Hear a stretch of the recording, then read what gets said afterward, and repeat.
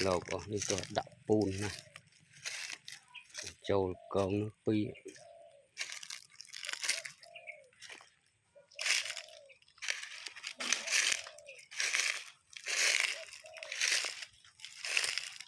nó bộ bát đằng với chuột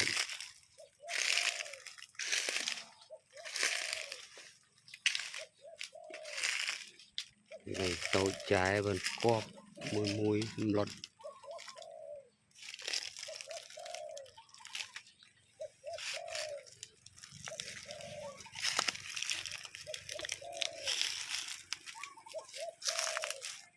bát trường người ta mê cho bát ở trong mồ người này đi bát trường mà ngon chân